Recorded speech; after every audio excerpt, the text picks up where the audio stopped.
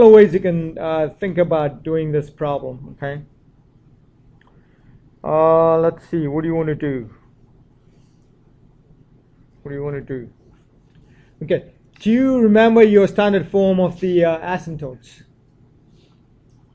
Y equals K plus or minus.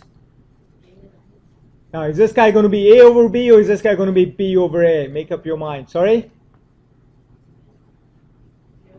You sure? Survey? B over A or A over B? B over A. Josh? B over A or A over B? Everybody for B over A? Nice.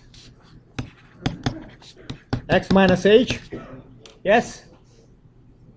Right? So then compare this to what's given to us. You know that K is 0, right? You know that H is 4. So that means B over A has got to be equal to 2 over 1. Is that going to be sufficient? Is it good enough for us to say that B is equal to 2 and A is equal to 1? Is it safe to say that? Sorry? B over A is equal to 2 over 1 right from here? Yeah, hang on. Right?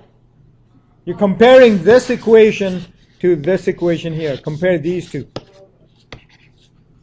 Okay? Laura? Okay, so you cannot make that conclusion right away that that B is 2 and A is 1. So what do you think we should do? What do you think we should do? Can I say at least that B is equal to 2A? Am I safe in saying that? Yes? Okay, so what do you think I should do next? Sorry?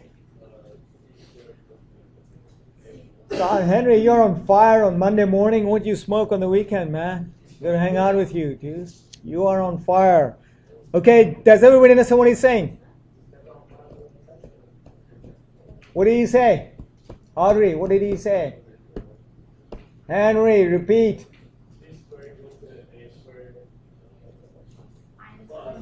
Plus b squared for a hyperbola, so c squared equals a squared plus b squared.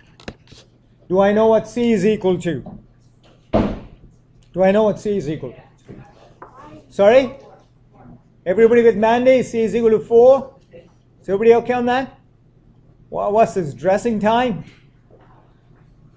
Makeover time? Okay, so does everybody see that c is equal to 4? Yes? So I know that 16 equals a squared plus b squared. What should I do now? What should I do now? Plug it in for b, and you get 5a squared equals 16. Mandy, you with me on that? Shall I leave the rest of it to you then? Because then you can find out. Sorry? Keep going. Okay, so let me change colors here. Okay, so I'm going to put b equals 2a. So you can see that this guy becomes 16 equals a squared plus 4a squared. So then 5a squared equals 16. So a squared is equal to...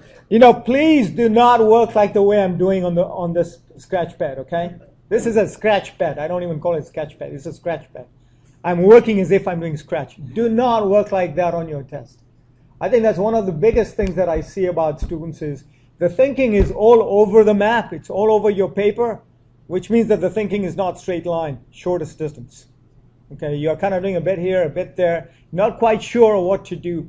And that's where difficulties arise in the conic sections, because there are so many pieces to be connected that unless you really know your facts really, really hard and fast, you know, you don't think very clearly and smoothly, like in a straight line. You know, I mean, it should go boom, boom, boom.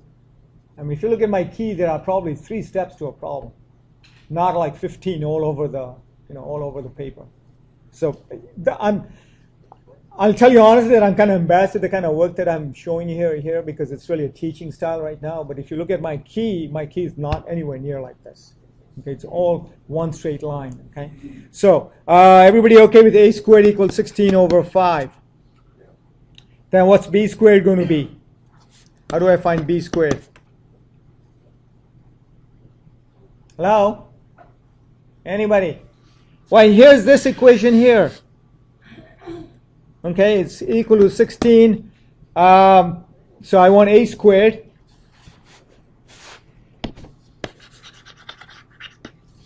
Okay, I have 16 equals 16 over 5 plus b squared. So b squared equals 80 minus 16. Quick. 80 minus 16. 64. So b squared is 64 over 5. So then your final equation becomes x minus 4 quantity squared over a squared was 16 over 5 minus y squared over b squared is 16 over 5 equals 1. That's your final answer. So a lot of pieces to be connected here, okay? A lot of pieces to be connected. All right? Yeah.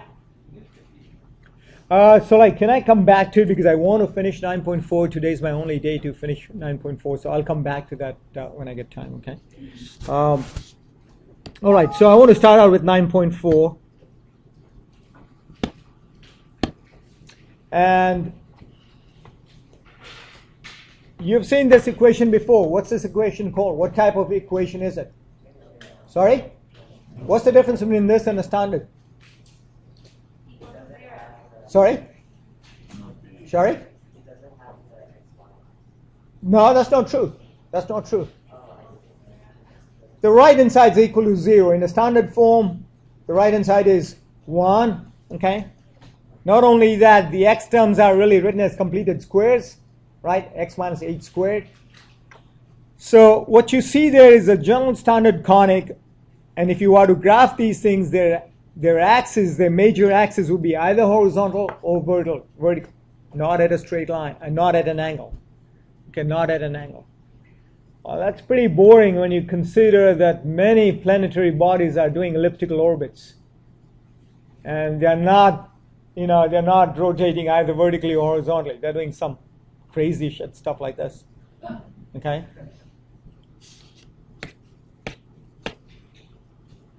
So that's why when you have, I call him the bad boy because he really messes things up.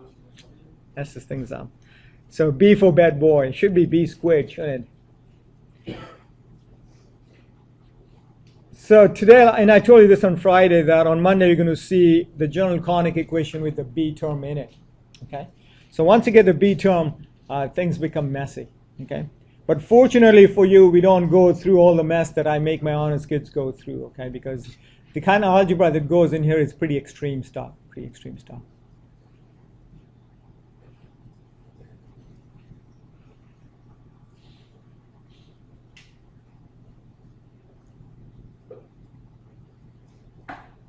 Okay.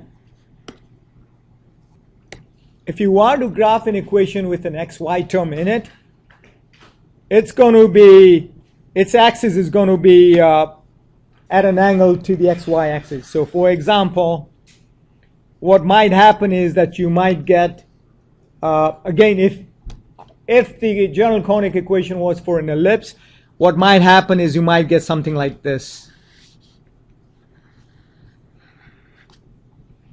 Okay? That horizontal axis makes a certain angle with the xy axis.